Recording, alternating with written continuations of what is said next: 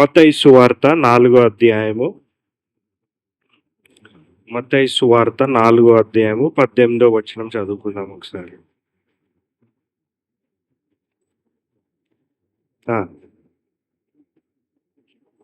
యేసు గలిలయ సముద్ర తీరమున నడుచుచుండగా పేతురు అనబడిన సీమోను అతని సహోదరుడైన ఆంద్రేయ అను ఇద్దరు సహోదరులు సముద్రంలో వలలు వేయుట చూచారు. వారు జాలరు. చాలండి. మీకు స్క్రీన్‌లో గూడా అక్కడ ఒక ఫోటో కనపడతా ఉంది. ఈరోజు మన టాపిక్ ఏంటంటే, దేవుడు ఎందుకు చేపల్ని పట్టే జాలర్లనే ఎంచుకున్నాడు సువార్తని ప్రకటించడానికి. పెద్ద పెద్ద సైంటిస్టులని గానీ, పెద్ద పెద్ద రాజులని గానీ ఆయన ఎన్నుకోలేదు గానీ, ఈరోజు మన అంశం ఏంటంటే, దేవుడు ఎందుకు చేపల్ని పట్టే జాలర్లని మాత్రమే ఎంచుకున్నాడో ఈరోజు కొన్ని విషయాలు తెలుసుకుందాం. మీరు జాగ్రత్తగా ఆ ఫోటో కనుక గమనించినట్లయితే, వారందరూ కూడా రాత్రి అంతా కూడా చేపలు పట్టడానికి ప్రయత్నించారు. కానీ వాళ్ళకి అక్కడ చేపలు దొరకలేదు. అందుకనే నేను ఆ టాపిక్ రాస్తున్నప్పుడు, దేవుణ్ణి అడుగుతున్నప్పుడు, సరే ఒక స్టేట్మెంట్ ఇట్లా పంచ్ స్టేట్మెంట్ లాగా ఉండాలి, అందరికి కొంచెం అట్రాక్టివ్గా ఉండాలి అని అడిగినప్పుడు దేవుడు నా మదిలో పెట్టిన మాట ఏంటంటే, ఈ కెప్ట్ వెయిటింగ్, అంటే ఆయన వారిని ఎదురు చూసేటట్టు చేశాడు. ఒకవేళ మీరు గుర్తుపెట్టుకోండి, ఒకవేళ వాళ్ళకి రాత్రే చేపలు దొరికాయి అనుకోండి, ఆ రోజు పొద్దున వరకు వాళ్ళు అక్కడ ఉండరు. అయితే దేవుడు ఏం చేశాడంటే ఆ చేపలకు ఆజ్ఞ ఇచ్చాడు, నేను వచ్చేంత వరకు మీరు రాబాకండి అని చెప్పేసి ఆ చేపలకి ఆజ్ఞ ఇచ్చాడు. ఆ చేపలు కూడా ఆయన మాట విన్నాయి. ఎప్పుడైతే యేసయ్య పొద్దున్నే గలిలయ ప్రాంతంలో అడుగు పెట్టిన వెంటనే ఆయన వారి దగ్గరకు వచ్చాడు.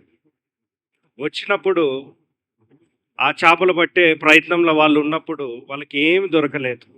ఎందుకు వాళ్ళని వెయిట్ చేశాడు అనేది మనకు ఒక ప్రశ్న ఉండిపోతుంది.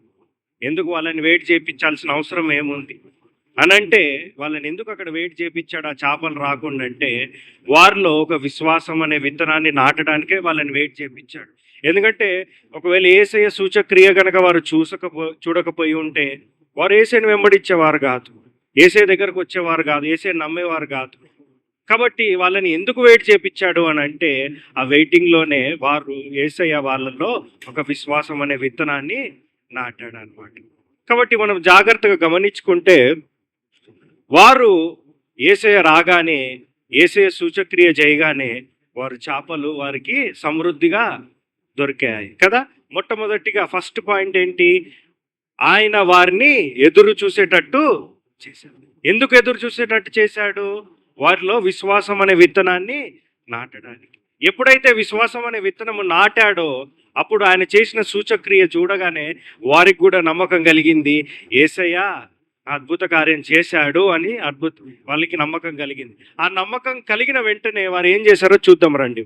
నెక్స్ట్ వచనం 19వ వచనం కూడా చదువుకుందాం. 18, 19, 20 ఈ 3 వచనాలు మరి ఒకసారి చదువుకుందాం. యేసు గలిలయ సముద్ర తీరంలో నడుచుచుండగా పేతురు అనబడిన సీమోను అతని సహోదరుడైన ఆంద్రేయ అను ఇద్దరు సహోదరులు సముద్రంలో వల వేయుట చూచెను. వారు జాలరు. ఆయన, నా వెంబడి రండి, నేను మిమ్మల్ని మనుషులను పట్టు జాలరుగా చేతునని వారితో చెప్పాను. వెంటనే వారు తమ వలను విడిచిపెట్టి ఆయనను వెంబడించిరి. చాలండి. 20 వచనం మళ్ళీ ఒకసారి చదువుకుందాము, అందరం ఒకసారి చదువుకుందాం రండి. 20 వచనం ఒకసారి చదవండి. నేను మిమ్మల్ని మనుషులను పట్టు జాలరుగా చేతునని వారితో చెప్పాను. వెంటనే వారు తమ వలను విడిచిపెట్టి ఆయనను వెంబడించి. అక్కడ చూడండి జాగ్రత్తగా, వెంటనే వారు తమ వలల్ని విడిచి ఆయన వెంబడించారు. ఈ వెంటనే అనే మాట మనం గుర్తుపెట్టుకున్నాం ఈరోజు రాత్రి. దేవుడు మనతో ఏం మాట్లాడుతున్నాడంటే అందరితోని, ఇప్పుడు యేసయ్య దగ్గరకి వాళ్ళు అక్కడ ఉన్నారు, యేసయ్య సూచక్రియ చూశారు. వారు ఏం చేశారు, అక్కడ ఆలస్యం అని రాస్తుందా, ఏమని రాస్తుంది అక్కడ, వెంటనే అని మాట రాస్తుంది. అంటే వాళ్ళు తీసుకున్న రెస్పాన్స్ ఎట్లుంది, దేవుడి దగ్గరకు వచ్చినప్పుడు, దేవుడు అడిగినప్పుడు ఆలస్యం చేశారా వాళ్ళు వెంటనే, అంటే యేసే వారిని అడిగారు, మీరు ఇప్పటి వరకు చేపలు పట్టారు, కానీ ఇప్పటి నుంచి మిమ్మల్ని నేను మనుషుల్ని పట్టే జాలర్లుగా చేస్తాను అని అనగానే వాళ్ళు ఏమన్నారు, ఇట్లేమన్నా అన్నారా, ఒకసారి మా ఇంటికి వెళ్ళి అడిగేసి వస్తాను యేసయ్య, లేకపోతే అక్కడ నేను కొన్ని డబ్బులు అక్కడ కట్టాలి, అవి చూసుకొని సెటిల్ చేసుకొని ఒక నెల తర్వాత వస్తాను, లేకపోతే మా పిల్లలు అప్పుడే పుట్టారు, ఇంట్లో ఒంటరిగా ఉన్నారు, వాళ్ళకి అడిగేసి వస్తాను అన్నారు. అక్కడ ఏమన్నా ఉందా? ఏమనుంది మాట, వెంటనే అంటే యేసయ్య దగ్గర నుంచి వాళ్ళు ఏదైనా పొందుకున్నప్పుడు, యేసయ్యని నమ్మినప్పుడు వారి రెస్పాన్స్ ఏముంది, నెక్స్ట్ స్టెప్ ఏముందంటే వెంటనే వారి వలల్ని విడిచి ఆయనని వెంబడించారంట. ఈరోజు మన జీవితంలో మనం కూడా ఆలోచించుకోవాలి. ఏంటంటే మనం కూడా శిష్యుల్లాగానే ఆ రోజు వాళ్ళు వెంటనే ఏ విధంగా అయితే రెస్పాన్స్ ఇచ్చారో మనం కూడా వెంటనే ఇస్తున్నామా, లేకపోతే మన జీవితంలో ఆలస్యం చేస్తున్నామా? ఖచ్చితంగా ఆలస్యం చేస్తాం మనం జీవితంలో దేవుడి దగ్గర, దేవుడికి సంబంధించిన విషయాలను. కానీ మనం ఆ రోజు కనుక శిష్యుల దగ్గర చూసుకున్నట్లయితే వారు వెంటనే వారి వలల్ని ఇట్లా పడేసేసిండ్రంట. నాకు వీటితో సంబంధం లేదు, ఇంకా నేను ఆయనని వెంబడించేస్తాను. ఎప్పుడైతే వారు ఆ నిర్ణయం తీసుకున్నారో వారు ఈ ప్రపంచాన్ని తలకిందలు చేసేసారు. వారి జీవితంలో ఒక గొప్ప విషయం ఏముందని అంటే, ఒక గొప్ప గుణం ఏమని ఉందంటే వారు వెంటనే వారు దేవుడికి లొంగిపోయారు. వారు వెంటనే దేవుణ్ణి వెంబడించారు. దేవుడు ఒక మనిషిని వాడుకోవాలంటేనండి ఆ వ్యక్తిలో గుణాన్ని బట్టి దేవుడు వాడుకుంటాడంట. ఆయన అనుభవాన్ని బట్టి కాదు కానీ, లేకపోతే ఆయన లెవెల్ని బట్టి కాదు కానీ, ఆయన స్టేటస్ బట్టి కాదు కానీ, దేవుడు ఒక వ్యక్తిని వాడుకోవాలంటే వారిలో ఉండే గుణాన్ని బట్టి వాడుకుంటాడంట. ఈ శిష్యుల్లో ఒక గొప్ప గుణాన్ని దేవుడు ఏం చూశాడంటే వారు వెంటనే దేవుణ్ణి, యేసయ్యని వెంబడించారు. ఈ రాత్రి మనం కూడా ప్రశ్నించుకోవాలి. మొట్టమొదటిగా ఏంటంటే మనము దేవుడికి సంబంధించిన విషయాలలో కానీ, దేవుడు దగ్గరికి మనం వెళ్తున్నప్పుడు, దేవుడు దగ్గర మాట ఇచ్చినప్పుడు కానీ మనము మన వెంటనే రెస్పాన్స్ ఇస్తున్నామా, లేకపోతే ఆలస్యం చేస్తున్నామా? ఒకవేళ ఆలస్యం చేసినట్లయితే ఈ రాత్రి మన మనసు మార్చుకోవాలి. ఎందుకంటే దేవుడు ఈ రాత్రి మనందరితో ఈ మాట మాట్లాడుతున్నాడు. ఏమని మాట్లాడుతున్నాడు అంటే, మీరు ఆలస్యం చేయబాకండ్రా బాబు. నా దగ్గరకు వచ్చినప్పుడు, నా దగ్గర ఉన్నప్పుడు మీరు ఏదైనా నాకు రెస్పాన్స్ ఇవ్వాలి అని అంటే మీరు వెంటనే ఆ శిష్యుల్లాగా ఉండండి. నేను ఏ విధంగా అయితే వారిని వాడుకున్నానో మిమ్మల్ని కూడా వాడుకుంటాను. కాబట్టి దేవుడు ఒక వ్యక్తిని వాడుకోవాలంటే ఆ వ్యక్తిలో ఏముండాలండి? అనుభవమా, స్టేటసా, డబ్బా, ఏముండాలి ఆ వ్యక్తిలో అంటే గుణాన్ని బట్టి దేవుడు వాడుకుంటాడు. అనేక విధాలుగా వాడుకోవచ్చు, గుణాన్ని బట్టి ఎక్కడైనా వాడుకోవచ్చు ఆయన. కాబట్టి గుణం అనేది చాలా ప్రాముఖ్యమైనది. కాబట్టి ఈ రాత్రి మనం నేర్చుకోవాల్సింది ఏంటి? మొట్టమొదటిగా శిష్యులు ఏం చేశారు? ఆలస్యం చేశారా, వెంటనే చేశారా? వెంటనే. కాబట్టి మన జీవితంలో కూడా దేవుడి దగ్గరికి, దేవుడికి సంబంధించిన విషయాల్లో ఆలస్యంగా ఉండాలా, వెంటనే ఉండాలా? వెంటనే ఉండాలి. ఇంకో విషయం కూడా చూద్దాం రండి. రెండో పాయింట్ కనుక మనం చూసుకున్నట్లయితే దేవుడు ఎందుకు చేపల్ని బట్టి జాలర్లుగా ఎందుకు ఎంచుకున్నాడు? పెద్ద పెద్ద రాజులని కానీ, లేకపోతే పెద్దగా చదువుకున్న వారిని కానీ ఆయన ఎంచుకోలేదు కదా. మత్తయి సువార్త 28వ అధ్యాయంలో కనుక మనం చూసుకుంటే ఎవరిని వెళ్ళమన్నాడు? సువార్తకి ప్రకటించడానికి లోకానికి మొత్తం కూడా శిష్యుల్ని వెళ్ళమన్నాడు. ఆ శిష్యులు ఏంటండి? వారు ఏమన్నా పెద్ద క్వాలిఫైడ్ పర్సన్స్ వాళ్ళు కాదు కదా. కేవలము చాలా చిన్నవారు, కానీ చేపలు పట్టే జాలర్లు వారు. వాళ్ళని దేవుడు ఎంతో గొప్పగా వాడుకున్నాడు. రెండవదిగా దేవుడు ఎందుకు చేపల్ని పట్టే జాలర్లు ఎంచుకున్నాడంటే, ఇందాక నేను చెప్పాను కదా ఒక మాట, ఏంటి? దేవుడు ఒక వ్యక్తిని వాడుకోవాలంటే వాళ్ళలో ఏముండాలి? గుణం ఉండాలి. గుణాన్ని బట్టి ఆయన వాడుకుంటాడు. ఒకవేళ మనలో గుణం లేదనుకోండి, యేసయ్యకి ఇష్టమైంది, దేవుడికి ఇష్టమైంది, ఆయన మనల్ని వాడుకోడు. మనం అంతే మిగిలిపోతాం, ఇంకా ఎవరికి పనికి రాకుండా. ఉదాహరణకు ఒక చెట్టు ఉంది అనుకోండి, ఆ చెట్టు కాయలు రావట్లేదు, కానీ పెద్దగా వృక్షం లాగా పెరిగింది. దానివల్ల ఏమన్నా లాభమా? ఎవరికైనా ఏం లాభం లేదు, కానీ అది అట్లా ఉండిపోయింది. మనం కూడా ఆలోచించుకోవాల్సింది ఏంటంటే మనము ఫలించే విధముగా ఉండాలంటే ఇతరులకు ఉపయోగపడంగా ఉండాలి. ఎప్పుడు మనం ఉపయోగపడంగా ఉంటామంటే దేవుడు మనల్ని వాడుకున్నప్పుడే ఇతరులకు ఉపయోగపడతాం. దేవుడు మనల్ని ఎలా వాడుకుంటాడంటే మనలో గుణాన్ని చూసే వాడుకుంటాడు.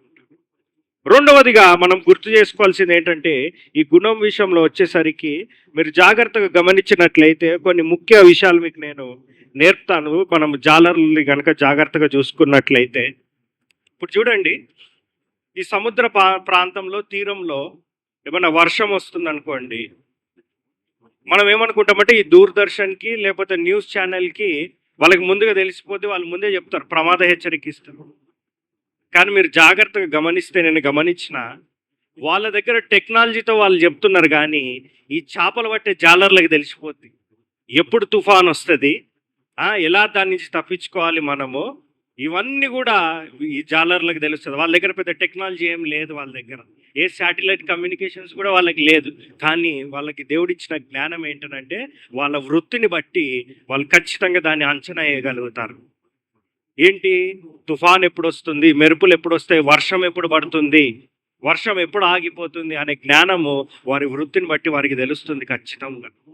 అందుకనే దేవుడు మనం జాగ్రత్తగా గమనించుకున్నట్లయితే ఈ విషయాల్ని కూడా దేవుడు దాంట్లో చూశాడు. ఎవరిని చూశాడు? చేపలను బట్టి జాలర్ని ఆయన చూడటం జరిగింది. ఏంటి? వారిలో ఉండే తలాంతుల్ని బట్టి. మొట్టమొదటిగా గుణము, రెండవదిగా వారిలో ఉండే తలాంతుల్ని బట్టి. ఏంటి ఆ గుణము అనగానే మనము మొట్టమొదటిగా తెలుసుకుంది, వెంటనే వారు దేవునికి లోబడ్డారు, వెంటనే వారికి దేవుడికి వెంబడించారు. రెండవదిగా మనము జాగ్రత్తగా గమనించుకున్నట్లయితే వారికి ఉండే అంచనా కానీ, వారికి ఉండే తెలివితేటలు కానీ, వీటిని బట్టిని కూడా దేవుడు వారిని ఎన్నుకోవటం జరిగింది.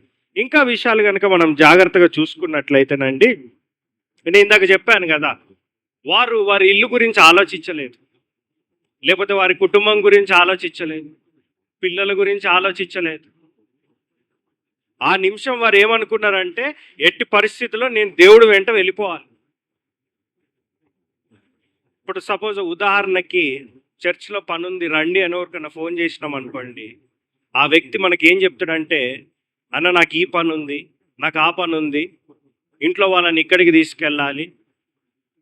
దేవుడు కార్యం వచ్చేసరికి మనం ఖచ్చితంగా ఏదో ఒక సాకులు చెప్పుకుంటా, ఎక్స్క్యూజెస్ చెప్పుకుంటా మనము ఖచ్చితంగా ఆలస్యమే చేస్తాం. కానీ ఈ చేపలు బట్టి జాలర్లు కనుక చూసుకున్నట్లయితే వారి జీవితాన్ని కూడా లెక్క చేయలేదు.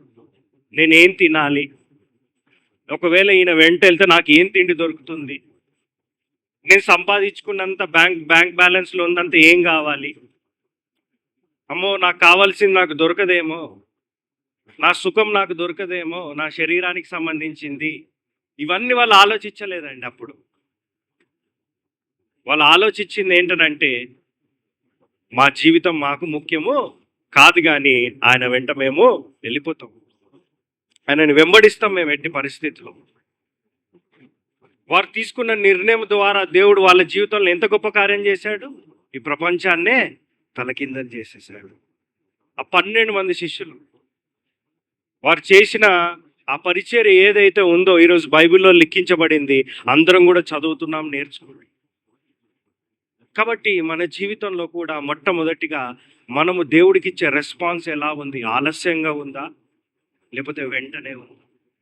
రెండవదిగా దేవుడు ఒక వ్యక్తిని వాడుకోవాలి అని అంటే ఏం చూసి వాడుకుంటాడండి? గుణాన్ని చూసి వాడుకుంటాడు. ఎప్పుడైతే దేవుడు ఒక వ్యక్తిని వాడుకుంటాడో ఆ వ్యక్తి అందరికీ ఉపయోగకరంగా ఉంటాడు. కాబట్టి గుణం అనేది చాలా ప్రాముఖ్యమైనది. దాంట్లోనే రెండో పాయింట్లోనే మనం ఏం చూసాము? గుణం తర్వాత వారిలో వేసే అంచనా కానీ, వారికి ఉండే తెలివితేటలు కానీ, ఇవన్నీ కూడా దేవుడికి ముందే తెలుసు. ఆయన ప్రతి మనిషిని సృష్టించినప్పుడు ప్రతి మనిషిలో ఒక టాలెంట్, ఒక తలాంతు పెట్టినప్పుడు ఆయనకు అన్నీ తెలుసు. ఎవరు ఏ వ్యక్తి ఎలా చేస్తాడు, ఎలా ఆలోచిస్తాడు, ఇవన్నీ తెలుసు. ఆయన సర్వజ్ఞాని, ఆయనకు అన్నీ తెలుసు. మొన్న నేను ప్రార్థన చేసుకునేటప్పుడు ఈ ప్రశ్న నా మదిలోకి వచ్చింది. ఇప్పుడు చూడండి, ఇక్కడ ఇంతమంది ఉన్నాం, సపోజ్ ఒక 20 మంది ఉన్నాం అనుకోండి, మీరందరూ కూడా అరుస్తూ ఉన్నారు అనుకోండి, నాకు వినపడుతుంది ఏమన్నా? వినపడుతుందా నాకు మీరు మాట్లాడేది? మీరు ఊహించండి, ఈ సృష్టిలో ఎంతమంది ఉన్నారు? మొత్తం పాపులేషన్ వచ్చేసరికి కొన్ని కోట్ల మంది ఉన్నారు కదా. మరి వారందరూ ప్రార్థన చేసేటప్పుడు దేవుడు ఎవరి ప్రార్థన ఎట్లా వినపడుతుంది ఆయనకి? మనిషిగా నేను ఇక్కడ నిలబడ్డప్పుడు కేవలం ఒక 20 మంది మాట్లాడితేనే నాకు వినపడట్లేదు, కానీ కోట్ల మంది నోరు తెరిచి ప్రార్థన చేస్తున్నప్పుడు ఆయనకి ఎలా వినపడుతుంది? ఆయన సర్వజ్ఞాని, ఆయనకు అన్నీ తెలుసు. ఆయన మనలాంటి రూపంలో లేడు. ఆయనకి సమస్తము సాధ్యము. మన జీవితంలో మనం ఎప్పుడు కూడా మనం ఏం ఆలోచించాలంటే దేవుడికి నచ్చే విధముగా మనం ఉన్నామా లేదా? మనుషులకి నచ్చకపోయినా పర్వాలేదు, దేవుడికి నచ్చే విధంగా మనం ఉన్నామా లేదా? దేవుడు మనల్ని వాడుకుంటున్నాడా లేదా? ఈరోజు మీరు అందరు ప్రశ్నించుకోవాలి, గుండె మీద చేసుకొని మీరు ఆలోచించండి. దేవుడు నన్ను వాడుకుంటున్నాడు అన్నా, దేవుడు నన్ను వాడుకుంటున్నాడు అని అంటే మీకు అది కనపడుతుందా ఎలా వాడుకుంటున్నాను? ప్రతిరోజు మన ఆలోచనలన్నీ కూడా ఈ లోకానికి సంబంధించినవి, కుటుంబానికి సంబంధించినవి, శరీరానికి కావాల్సినవి, తింటము, తాగటము, పడుకోవటము, వీటి గురించే మన పూర్తి ఆలోచన. ఇవన్నీ కూడా వారు పక్కన పెట్టేశారండి. ఎవరు? శిష్యులు. ఇవన్నీ ఆలోచించటం పక్కన పడేసి వాళ్ళు ఏం చేశారంటే వెంటనే ఆయనను వెంబడించిండ్రంట. దేవుడు ఆ గుణాన్ని బట్టి ఎంతో ఇంప్రెస్ అయిపోయాడు. అందుకనే వారి పేర్లు బైబిల్లో లిఖించబడ్డాయి. అందుకనే వారి ద్వారా ఈ లోకానికి సువార్త అనేది ప్రకటించబడింది. ఎంత గొప్ప భాగ్యం వాళ్ళకి. ఎవరండి వాళ్ళు? రాజుల, పెద్ద క్వాలిఫైడ్ పర్సన్లా, థియాలజన్సా వాళ్ళు? పెద్ద మెగా చర్చెస్ ఏమైనా ఉన్నాయా వాళ్ళకి? కేవలము చిన్నగా సముద్రంలో చేపలు పట్టే జాలరి. అసలు ఎవరు ఊహించలేదు. నాకు తెలిసి ఈ సద్దుకాయలు, ఫారసీస్, ఈ కపర్నంలో ఉండే వాళ్ళందరూ కూడా ఒకవేళ మెస్ అయ్యి వస్తే మమ్మల్నే వాడుకుంటాడు, ఎందుకంటే మేమే గొప్ప కదా ఇక్కడ అనుకున్నారేమో. కానీ వాళ్ళ ఆలోచనలన్నీ కూడా తలకిందలు చేసేసాడు. అందుకనే వాళ్ళ కోపం, వీళ్ళేంటి నాకు చెప్పేది బోధ అని. కానీ వాళ్ళందరూ కూడా దేవుని యొక్క ప్రణాళికలో, దేవుని యొక్క చిత్తంలో. కాబట్టి రాత్రి మనం ఆలోచించుకోవాల్సింది ఏంటంటే దేవుడు నన్ను వాడుకోవాలి. దేవుడు మనల్ని వాడుకోవాలి అంటే మనలో ఏముండాలి? గుణం ఉండాలి. ఎప్పుడైతే దేవుడు మనల్ని వాడుకుంటాడో ఆ గుణాన్ని బట్టి మనం ఆలోచించినట్లయితే అందరికీ ఉపయోగకరంగా ఉంటాం. మూడో విషయం చూద్దాం రండి. గలతీలు 5వ అధ్యాయము 22వ వచనం. గలతీలు 5వ అధ్యాయము 22వ వచనం. అయితే ఆత్మఫలమేమనగా ప్రేమ, సంతోషము, సమాధానము, దీర్ఘశాంతము, దయాళుత్వము, మంచితనము, విశ్వాసము, సాత్వికము, ఆశా నిగ్రహము. చూడండి, ఈ ఆత్మ ఫలాలు కనుక మీరు జాగ్రత్తగా చూసుకున్నట్లయితే దాంట్లో ఒకటే మనం తీసుకుందాం. దయచేసి నా వైపు చూడండి. దాంట్లో ఒకటే ఒక ఫలాన్ని మనం తీసుకుందాం. పేషెన్స్, సెల్ఫ్ కంట్రోల్ గురించి తీసుకుందాం మనం ఆ ఫలములో. మీరు అందుకే చూడండి జాగ్రత్తగా. అప్పుడు చేపలు పట్టేటోళ్ళు కొంతమందిని చూడండి, వాళ్ళు పొద్దున్న వెళ్ళిపోతారు. ఒక కవర్ ఒకటి ఉంటుంది, ఇంకోటి ఒక కర్ర ఒకటి ఉంటుంది. పొద్దున్న కూర్చున్నారంటే వాళ్ళు చేపలు పడేంత వరకు అంతే కూర్చుంటారు. అది రాత్రి అవని, సాయంత్రం అవని, ఎన్ని గంటలైనా సరే తిండి మానేసేసి పైన ఎండ కొడుతున్నా సరే వారు అట్లనే కూర్చుంటారు ఇది పట్టుకొని. ఆ చేపలు ఎట్లయినా పట్టాలి ఈరోజు అని చెప్పి. అంత ఓపిక మనకు ఉంటుంది అనుకుంటారా? నాకు తెలిసి బహుశా చాలా మందికి ఉండదు అంత ఓపిక. గుట్టిగా ఖాళీ కూర్చోమనండి, ప్రార్థన చేయడానికి కాసేపు కూర్చోమన్నా కానీ కూర్చోలేరు. కానీ అదే బండి మీద మనం తిరగడానికి, లేకపోతే షాపింగ్ మాల్లో తిరగడానికి మనకి ఇంకా మంచి ఎక్సైట్మెంట్, ఎంజాయ్మెంట్ వస్తుంది. అక్కడ ఒక 40 మినిట్స్ స్పెండ్ చేస్తాం ఆ షాపింగ్ మాల్లో తిరగడానికి. అదే 40 మినిట్స్ మనము ఖాళీగా ఒంటరిగా రూమ్లో కూర్చొని ప్రార్థన చేయగలుగుతాము మనము? చేయలేము. ఈ చేపలు పట్టే జాలర్లో కనుక మనం ఇంకొకటి విషయాన్ని కనుక చూడగలిగితే, వాళ్ళు ఆ చేపలు దొరికేంత వరకు కూడా ఓపికతో, సహనంతో ఉంటారు. ఇవన్నీ వాళ్ళకి ఇన్బుల్ట్గా ఉన్నాయి. దేవుడు వాడుకోవాలని లేవు వాళ్ళకి. వాళ్ళ జీవితంలో, వారి వృత్తికి సంబంధించిన దాంట్లో వాళ్ళల్లో ఉండిపోయినాయి, ఉండిపోయినాయి ఇవన్నీ. ఎంత గొప్ప విషయం ఇది! ఓర్పు, సహనంతో. ఇంకా మనం జాగ్రత్తగా చూసుకుంటే సముద్రంలో అలలు పొంగుతున్నప్పుడు వారు ఒకవేళ ఈ చేపలు పట్టే జాలర్లు సముద్రపు మధ్యలోకి వెళ్ళిపోతారు. అది రాత్రి అయిపోతుందో, అర్ధరాత్రి అయిపోతుందో, వెళ్ళిపోయినప్పుడు తుఫాన్ ఏదన్నా వచ్చినప్పుడు వాళ్ళు అస్సలు భయపడరండి. వాళ్ళు పట్టిన చేపల్ని ఎట్టి పరిస్థితుల్లో ఒడ్డుకి చేర్చాలనే వాళ్ళు చూస్తారు. నా కుటుంబం అక్కడ ఎదురు చూస్తూ ఉంటుంది, ఈ చేపల్ని నేను అమ్ముకోవాలని చెప్పేసి. ఎంత పెద్ద తుఫాను పడ్డా, ఎన్ని వలలు వచ్చినా సరే వాళ్ళు భయపడరు, జనకరు. దేవుడు ఆ విషయాన్ని కూడా చూస్తుంటాడు. వాళ్ళు వాళ్ళు దేనికి భయపడలేదు. వీళ్ళైతే కరెక్ట్ మనకి. ఎందుకంటే సువార్త ప్రకటించేటప్పుడు అనేక పోరాటాలు రావచ్చు, అనేక ఇబ్బందులు రావచ్చు, కొట్టొచ్చు, తిట్టొచ్చు, వీళ్ళని ఏమైనా చేయొచ్చు. వీళ్ళు భయపడే తత్వం వీళ్ళల్లో లేదు. ఓర్పు సహనము వీళ్ళల్లో ఉంది. మనం ఎప్పుడు ఆలోచించాం చేపలు పట్టే జాలర్లో ఇంత ఉంది ఆ విషయం అని చెప్పేసి. మనకు తెలియకపోవచ్చు, కానీ వాళ్ళని సృష్టించిన దేవుడికి ప్రతిదీ తెలుసు. కాబట్టి ఇంత ఇంత చిన్న వారిని దేవుడు ఎలా వాడుకున్నారంటే వారిలో ఉండే ఒక గొప్ప గుణాన్ని బట్టి దేవుడు వాడుకోవడం జరిగింది. మొట్టమొదటిగా ఆయన వారిని వెంబడించేటట్టు, ఎదురు చూసేటట్టు చేశాడు. ఎందుకు వారిని ఎదురు చూసేటట్టు చేశాడు ఆయన?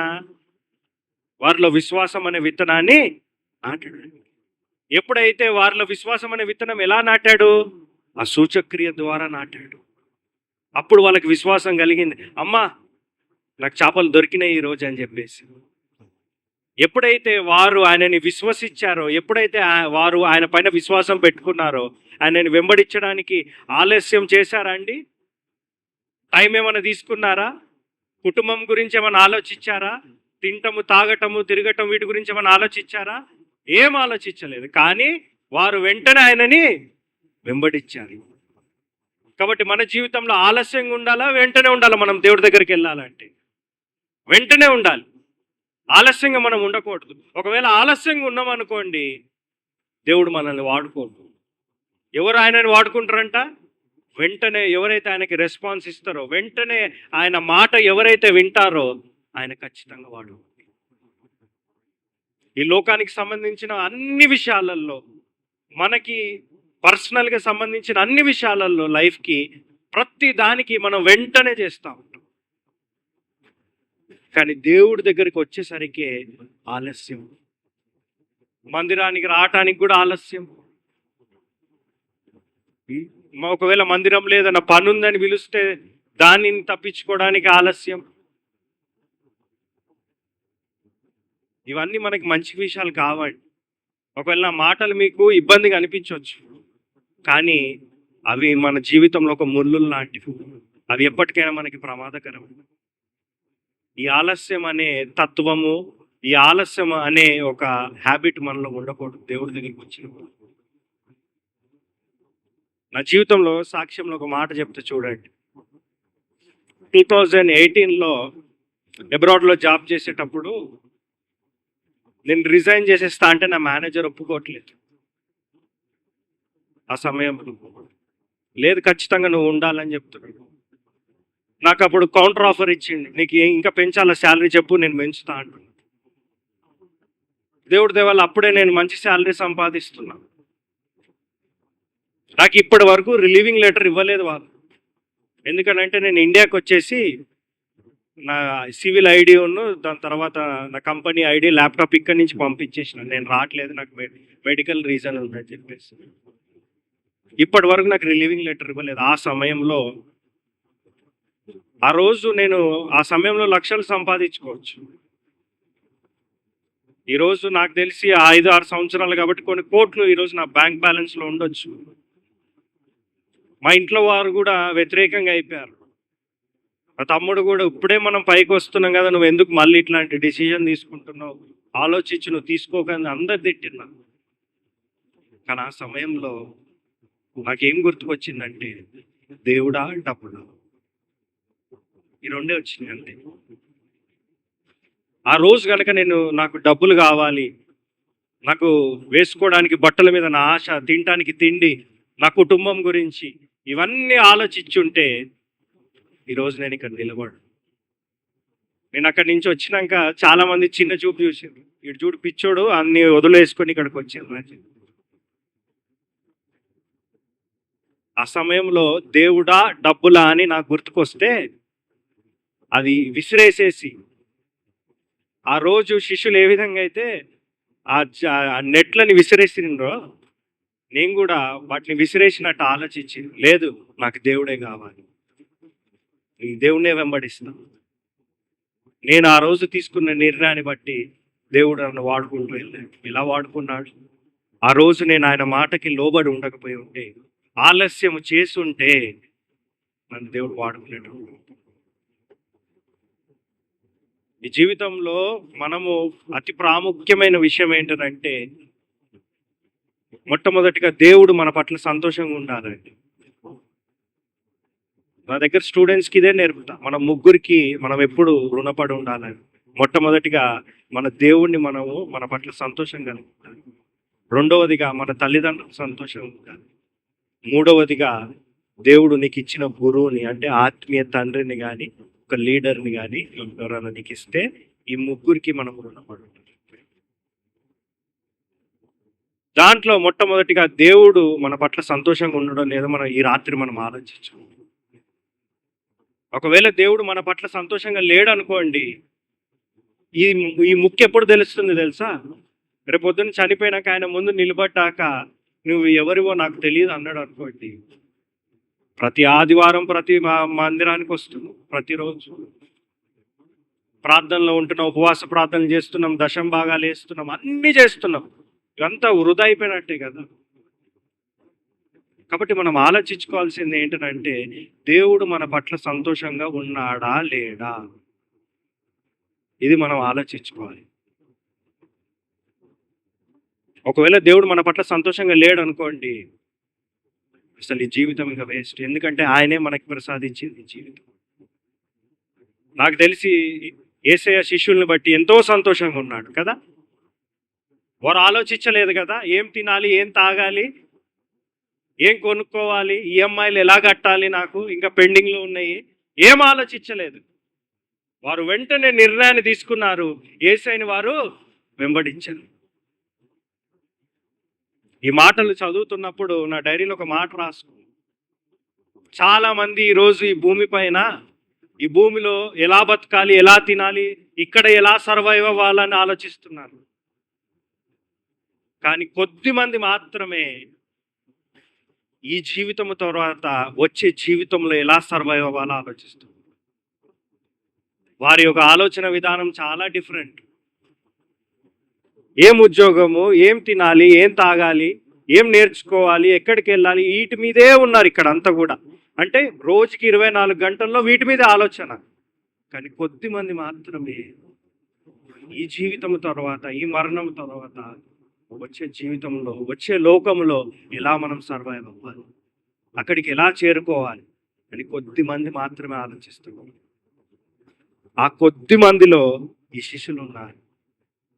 వాళ్ళు ఇక్కడ గురించి ఆలోచించలేదు, ఇక్కడ పోతే పోని మాకేం అవసరం లేదు.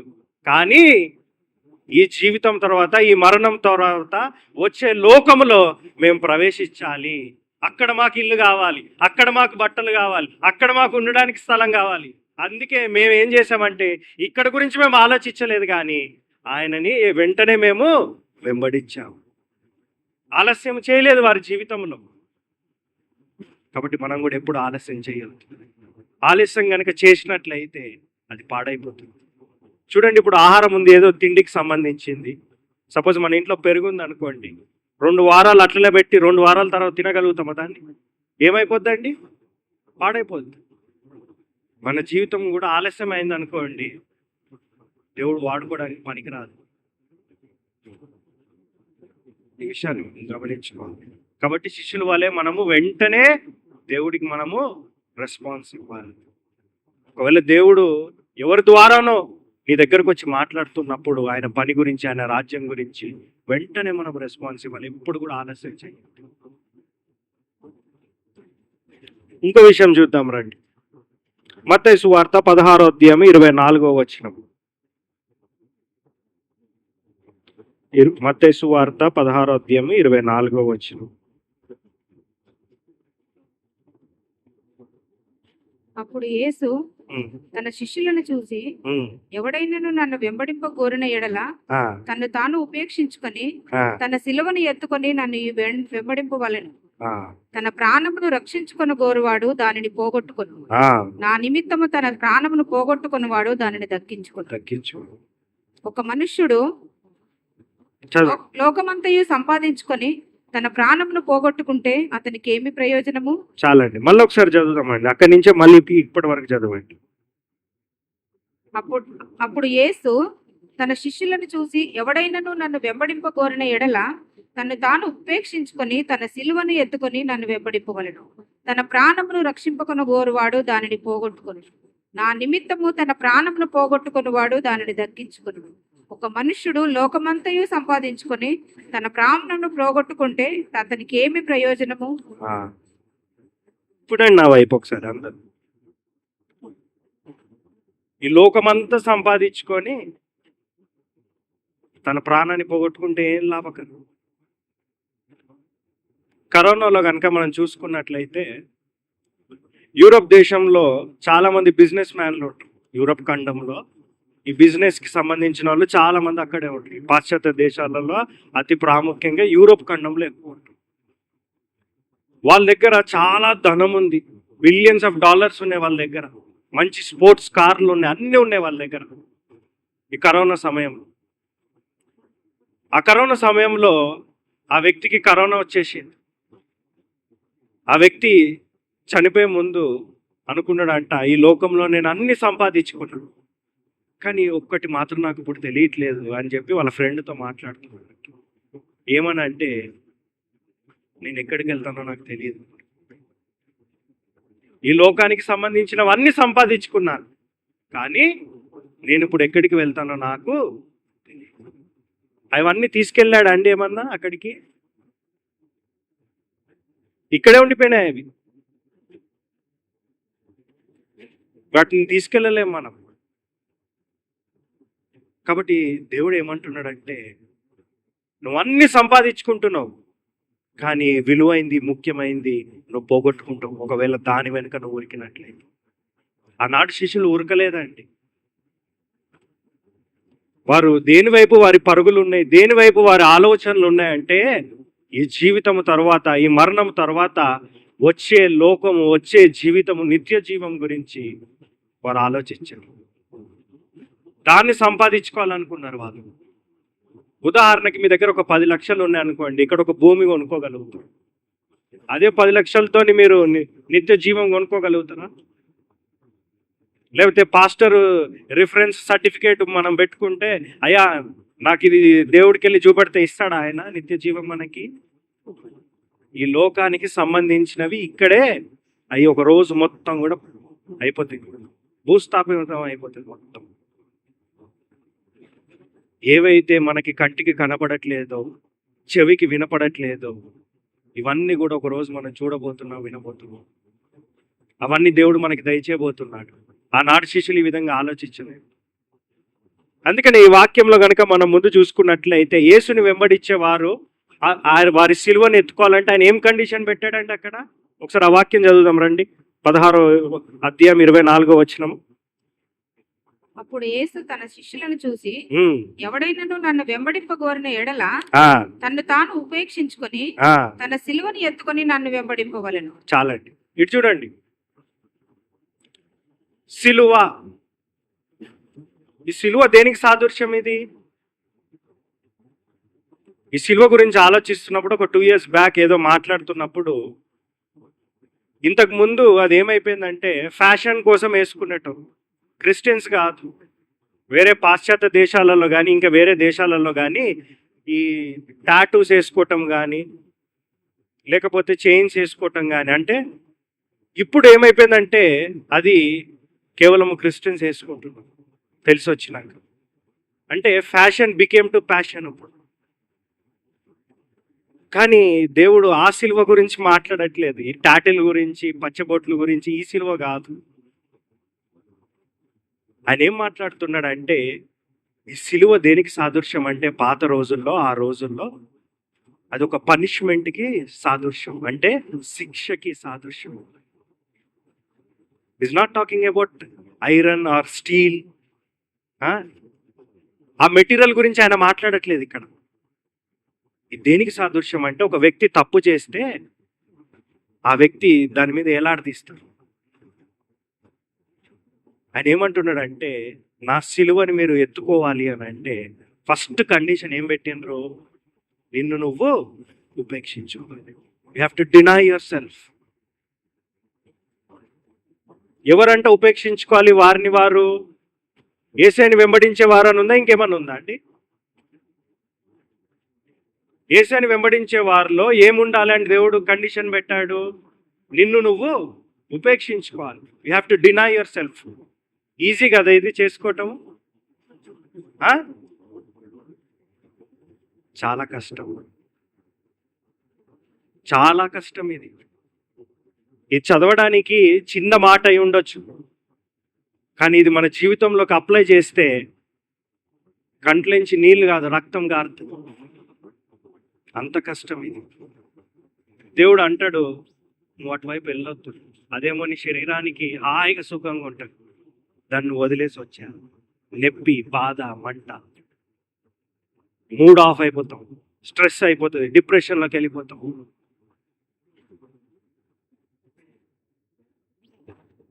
ఈ చేపలు పట్టే జాలర్లు, శిష్యులు దేవుడు ఎందుకు ఎన్నుకున్నాడంటే, చివరిగా ఈ గుణం వారిలో ఉంది. ఏంటనంటే తమకి తామే ఉపేక్షించు.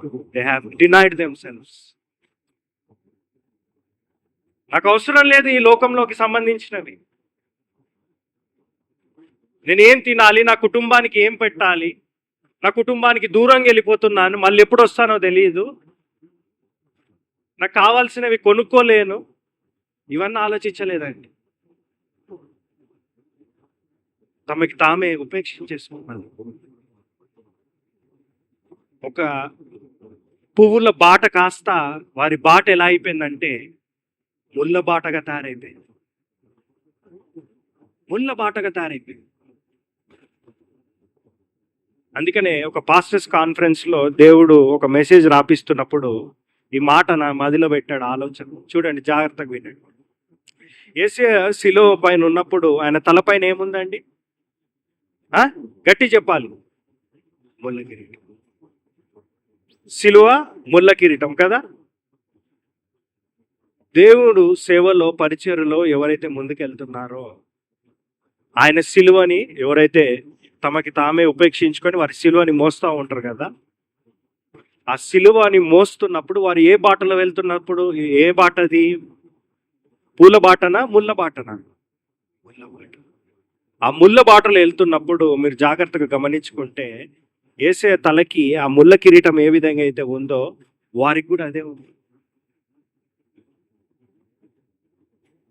వారి జీవితం అంతా కూడా ముళ్ళ బాటే. కానీ తమకి తామే ఉపేక్షించుకొని ఇక్కడ గురించి వారు పరిగెత్తలేదు, ఇక్కడ గురించి వారు సంపాదించుకోలేదు. కానీ దేవుడు ఏమంటాడంటే, రేపు పొద్దున వారు చనిపోయాక దా అని చెప్పి వారిని పిలిచి ఆ ముళ్ళ కిరీటం కాస్త తీసి పక్కన పెట్టి ఒక మాట అన్నాడు. ఆ మాట ఏంటో చూద్దాం రండి. ప్రకటన గ్రంథము 2వ అధ్యాయము 10వ వచనం. ప్రకటన గ్రంథము 2వ అధ్యాయము 10వ వచనం. ఇదిగో మీరు శోధింపబడినట్లు అపవాది మీలో కొందరిని చెరలో వేయింపబోచున్నాడు. 10 దినములు శ్రమ కలుగును, మరణము వరకు నమ్మకముగా ఉండుము, నేను నీకు జీవ కిరీటం ఇచ్చేదను.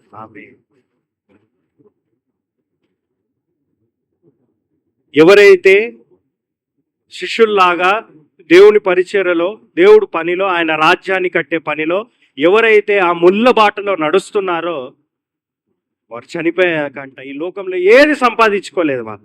వారు సంపాదించుకుంది ఏంటంటే ముళ్ళులే. వారు చనిపోయాక దేవుడి దగ్గరికి వెళ్ళినాక దేవుడు ఏమంటాడంటే ఆ ముళ్ళ కిరీటం కాస్త తీసి జీవ కిరీటాన్ని పెట్టాడు. ఎవరు సంపాదించుకుంటున్నారు ఈ జీవ కిరీటము? ఈ లోకం గురించి పరిగెత్తే వాళ్ళ? ఈ లోకంలో ఉన్న ప్రాణం గురించి ఆలోచించేవారా? కొద్ది కాలం మట్టుకే నీకు శ్రమ అంటున్నాడు, కానీ నమ్మకంగా నువ్వు ఉండు చివరి వరకు, నీకు నేను జీవ కిరీటం ఇస్తాను. శిష్యులు వారి కుటుంబానికి ఏం మిగిల్చలేదు. వారు మిగిల్చింది ఏంటంటే దుఃఖము, బాధ, ఇదే మిగిల్చారు వారు. అది ఏంటి? ఈ లోకంలో మిగిల్చారు వారు. కానీ రాబోయే లోకంలో వారు గొప్పవారు, జీవ కిరీటాన్ని పొందుకున్నారు. దేవుడు ఈ చేపల్ని బట్టే జాలర్ని ఎందుకు ఎంచుకున్నాడు అంటే సువార్త ప్రకటించడానికి ఇన్ని విషయాలు ఉన్నాయి వారి జీవితంలో. చివరిగా ఒక మాట చెప్పి నేను ముగిచ్చేస్తాను.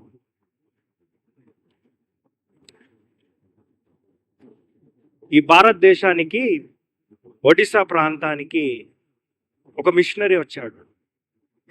మీకు అక్కడ స్క్రీన్లో కనపడతా ఉంటుంది, గ్రహం స్టెయిన్స్ అని. ఆ ప్రాంతానికి నేను వెళ్ళాను. అంటే నేను అక్కడికి వెళ్ళాలని వెళ్ళలేదు, అక్కడికి నేను తెలియకుండా అక్కడికి వెళ్ళిపోయాను. నాకు అసలు ఈ విషయం కూడా తెలియదు. ఇవన్నీ కూడా అక్కడికి వెళ్ళినాక ఆ పాస్టర్ నాకు చెప్తూ ఉన్నాడు, ఈయన ఒక ఆస్ట్రేలియన్ కంట్రీ నుంచి ఒక మిషనరీ అన్నమాట. ఇండియాలో ఒడిశా ప్రాంతానికి వచ్చాడు. దేవుడు పంపిస్తే సేవ చేయడానికి వచ్చాడు. ఈయన ఎక్కడ సేవ చేశాడంటే ఈ కుష్ఠ వ్యాధి, లెప్రసీ వ్యాధి ఉంటుంది కదా, వాళ్ళ దగ్గర సేవ చేశాడు ఈయన. ఆ ప్రాంతంలో చాలా మంది అన్యులు, దేవుని తెలియని ప్రజలు ఎంతో మంది ఉన్నారు. ఎక్కడి నుంచి వచ్చాడంటండి? ఆస్ట్రేలియా. మంచి దేశం, హాయిగా సుఖంగా ఉండొచ్చు కదా అక్కడ. మన దగ్గర ఉన్నట్టు తలనొప్పులు అక్కడ ఏమి ఉండవు. ప్రశాంతంగా ఉండొచ్చు, టైంకి తినొచ్చు, టైంకి మంచిగా జిమ్కి వెళ్ళొచ్చు, వర్కౌట్ చేయొచ్చు, డబ్బులు సంపాదించుకోవచ్చు, మంచి కార్లో తిరగవచ్చు. అవన్నీ వదిలేసి ఎక్కడికి వచ్చాడంటే ఈయన భారతదేశంలో ఒక మారుమూల ప్రాంతానికి, అడవిలో దేవుడు పంపిస్తే వచ్చాడు. అది కూడా వచ్చి ఏం చేశాడు? కుష్టి వ్యాధి ఎవరికైతే ఉందో వారి దగ్గరికి వెళ్ళి అవన్నీ కూడా చేయాల్సిన పనులని చేశాడు. దేవుని యొక్క సువార్తని ప్రకటిస్తూ ఉన్నాడు. ఇలా చేస్తూ ఉంటే ఆయనకి సంబంధించిన 2 బిడ్డల్ని వాళ్ళ కారులో ఉన్నప్పుడు పెట్రోల్ పోసి తగలబెట్టేసారు. దేనికి చచ్చిపోయారు వీళ్ళు? దేనికోసం చనిపోయారు? ఎవరి కోసం చనిపోయారు? అంత మంచి సుఖమైన జీవితాన్ని ఆస్ట్రేలియాలో ఉండగా వదిలేసుకొని వచ్చి చివరికి మిగిల్చింది ఏంటి? వీరు కుటుంబానికి కన్నీరు. మీరు ఆలోచించండి ఒక్కసారి, చిన్న పిల్లలు కింద పడిపోతేనే తండ్రి తట్టుకోలేడు. పడిపోతాడేమో అని ముందుగానే జాగ్రత్త తీసుకుంటారు కదా. అట్లాంటిది ఆ సమయంలో నా పిల్లలు కూడా నా కారణం చేత చనిపోతున్నాను, ఎంత బాధపడి ఉండాలి ఆయన, ఆ కారు మొత్తం కాలిపోతున్నప్పుడు. కానీ చివరిగా ఆయన మిగిల్చింది ఏంటంటే కుటుంబానికి, వారి దేశానికి కూడా ఒక కన్నీర విడిచి. కానీ ఆయన సాక్ష్యము ఎక్కడో ఉన్న మనం ఈరోజు మాట్లాడాలి. ఎంత గొప్ప విషయం ఇది. ఆయన ఖచ్చితంగా జీవకిరీటం ఆయన పొందుకున్నాడు. ఎలా పొందుకున్నాడు జీవకిరీటం? తనకి తాను ఉపేక్షించుకొని ఈ లోకం గురించి పరిగెత్తకుండా ఈ జీవితం తర్వాత, ఈ మరణము తర్వాత వచ్చే జీవితము లోకం గురించి ఆలోచించాడు. కాబట్టే అంత గొప్ప సాక్ష్యాన్ని ఈ రోజు పెట్టాడు. చివరిగా ఒక మాట చెప్పి ముగిచ్చేస్తే, అపోస్తలుడైన పౌలు ఈ మాట అంటాడు. ఈ మాట నాకు చాలా ఇష్టం. నా జీవితంలో ఎప్పుడైనా కృంగిపోయి ఉన్నప్పుడు, బాధలో ఉన్నప్పుడు ఈ వాక్యం చదివితే నాకు ఇట్లా ఎనర్జీ వచ్చేస్తుంది. ఇట్లా అప్పుడు మళ్ళీ తిరిగి ఇంకా ఎక్కువగా దేవుడికి పనిచేయగలుగుతా. ఆ వాక్యం చూద్దాం రండి. అపోస్తుల కార్యము 20వ అధ్యాయం 24వ వచనం. అపోస్తుల కార్యము 20వ అధ్యాయము 24వ వచనం.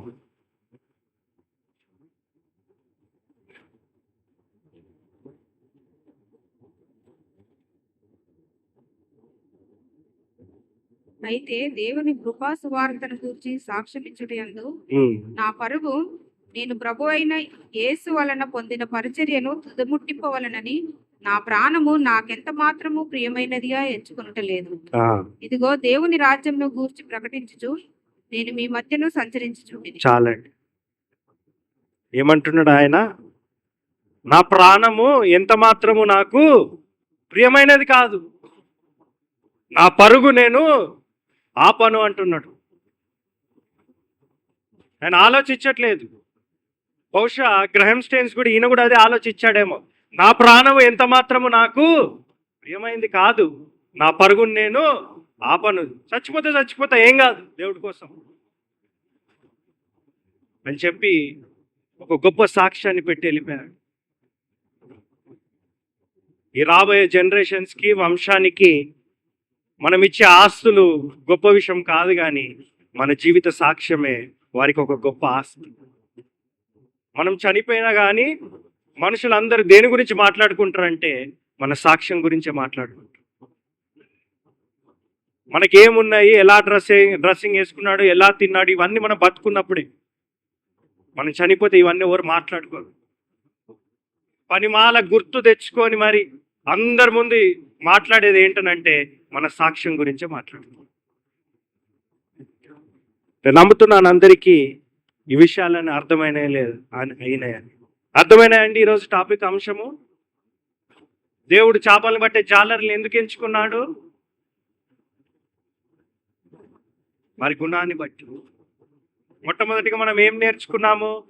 ఆయన వారిని ఎదురు చూసేటట్టు చేశాడు. ఎందుకు చేశాడు ఎదురు చూసేటట్టు? వారిలో విశ్వాసం అనే విత్తనాన్ని నాటడానికి. ఎప్పుడైతే ఆయన సూచక్రియ చేశాడో అది చూసి విశ్వసించి ఆయనని వారు నమ్మారు. నమ్మినప్పుడు ఆయన ఏమన్నాడంటే, మీరు ఇప్పుడు చేపలు పట్టేవారు కాదు, కానీ మనుషుల్ని పట్టే జాలర్లుగా మిమ్మల్ని చేస్తాను. అది అన్నప్పుడు, నన్ను వెంబడించండి అన్నప్పుడు వారు ఆలస్యం చేశారా? కుటుంబాన్ని గురించి ఆలోచించారా? వారు ఆలోచించలేదు. ఏమన్నారు వారు? వెంటనే వారి వలల్ని పడేసి ఆయనని వెంబడించారు. దేవుడు ఒక వ్యక్తిని వాడుకోవాలంటే వారిలో ఏముండాలండి? గుణం ఉండాలి. ఆ గుణాన్ని బట్టే దేవుడు వాడుకుంటాడు. ఏ వ్యక్తినైతే దేవుడు వాడుకుంటాడో ఆ వ్యక్తి అందరికీ ఉపయోగకరంగా ఉంటాడు. కాబట్టి ఈ రాత్రి మనం ఏం ప్రశ్నించుకోవాలంటే, దేవుడు మనల్ని వాడుకుంటున్నాడా లేడా? దేవుడు మన పట్ల సంతోషంగా ఉన్నాడా లేడా? ఈ లోకంలో మనం ముగ్గురికి సంతోష పెట్టాలి. మొట్టమొదటిగా ఆ దేవుడికి, రెండవదిగా తల్లిదండ్రులకి, మూడవదిగా మన ఆత్మీయ గురువులకి, మన స్పిరిచువల్ లీడర్స్కి. ఈ ముగ్గురిని మనం లెక్కప్ప చెప్పాలి, సంతోష పెట్టాలి. వారిలో గుణాన్ని చూశాడు దేవుడు. వారు దేనికి భయపడలేదు. సముద్రంలో పెద్ద పెద్ద తుఫాన్లు వచ్చినా, అలలు వచ్చినా సరే వారు అస్సలు భయపడరు. వారికి ఎంత టాలెంట్ అంటే, ఈ దూరదర్శన్లు, టీవీ ఛానళ్ళు దగ్గర ఉన్న టెక్నాలజీ లేకపోయినా వారు అంచనా వేయగలుగుతారు ప్రమాదం ఎప్పుడు వస్తుంది, దాని నుంచి మనం ఎలా తప్పించుకోవాలి. ఇవన్నీ వారు ఆలోచించాలి. ఇవన్నీ తలాంతులు వారిలో ఉన్నాయి కాబట్టి దేవుడు వాళ్ళని ఎన్నుకున్నాడు. పెద్ద పెద్ద రాజుల్ని ఎన్నుకోలేదు, పెద్ద పెద్ద సైనికులను ఆయన ఎన్నుకోలేదు. కానీ దేవుడు తన రాజ్య సువార్తని ప్రకటించడానికి ఎవరిని ఎన్నుకున్నాడంటే, చాలా చిన్న వారిని, చేపల్ని పట్టే జాలర్ని ఆయన ఎంచుకున్నాడు.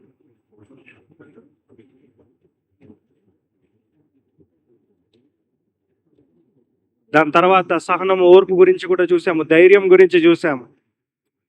చివరిగా తమకి తామే వారు ఉపేక్షించారు. They have denied themselves. ఈ లోకం గురించి నాకేం అవసరం లేదు, ఈ లోకానికి సంబంధించినవి నాకు ఏమొద్దు. తింటము, తాగటము, వీటి గురించి ఎన్ని రోజులు మనం ఆలోచిస్తాం. అందుకనే వాక్యంలో ఏమనుంది? మత్తయి సువార్త 16వ అధ్యాయం 24 నుంచి 28 వరకు ఉంటుంది. ఎవరైతే నన్ను వెంబడించాలనుకుంటున్నారో దేవుడు పెట్టిన కండిషన్ ఏంటనంటే, you have to deny your self. మనల్ని మనం ఉపేక్షించుకోకుండా, అంటే మన ఆశల్ని, మనల్ని మనం ఉపేక్షించుకోకుండా మనం యేసుని వెంబడించలేము. గుర్తుపెట్టుకోండి. ఒకవేళ నేను వెంబడిస్తున్నానంటే ఇది నీలో ఉంటే నేను నిజంగా నేను వెంబడిస్తున్నాను. ఇంకా కింద వాక్యంలో చూసుకున్నట్లయితే, ఈ లోకమంతా సంపాదించుకొని నీ ప్రాణాన్ని పోగొట్టుకుంటే ఏం లాభం?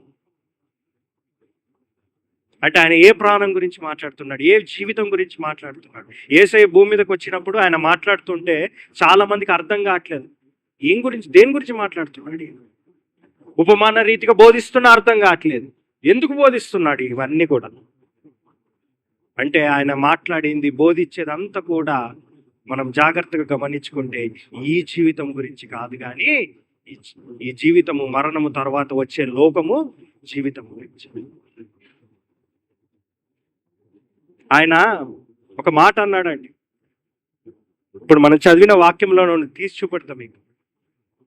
మొట్టమొదటిగా యేసయ్య ఈ భూమి మీద పాదం పెట్టినప్పుడు ఆయన నోట్ల నుంచి వచ్చిన మాట ఏంటో తెలుసా మీకు? ఫస్ట్ ఆయన నోట్ల నుంచి వచ్చిన మాట చూద్దాం రండి బైబిల్లో. మత్తయి సువార్త అదే అధ్యాయంలో 4వ అధ్యాయంలో 17వ వచనం చూద్దాం రండి. మొట్టమొదటిగా ఆయన నోట్ల నుంచి వచ్చిన మాట అదే. అప్పటి నుండి యేసు ఆ పరలోక రాజ్యము సమీపించి ఉన్నది గనుక ఆ మారు మనసు పొందుడని చెప్పుచు ప్రకటింప మొదలు పెట్టింది. నేను ఇంగ్లీష్ లో చదువుతా చూడండి. ఇంగ్లీష్ లో ఇంకా క్లియర్గా ఉంటాయి ట్రాన్స్లేషన్.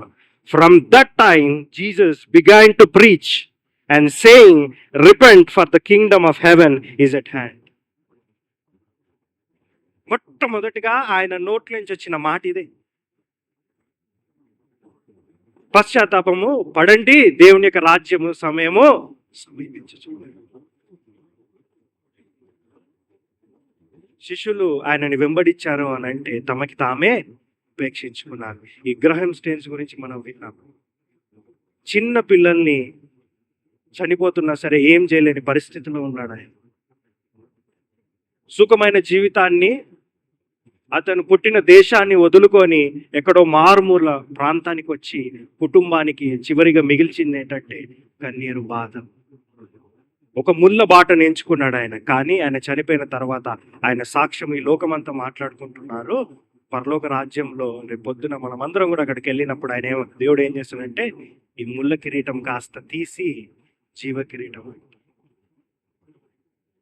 ఈ మాటలు విన్నాక నాకు తెలిసి చాలా మందికి అర్థమవుతుంది, ముళ్ళ కిరీటం మనకు ఉంటే బాగుంది, ఎందుకు అక్కడ జీవ కిరీటం మనము పొందకూడదు.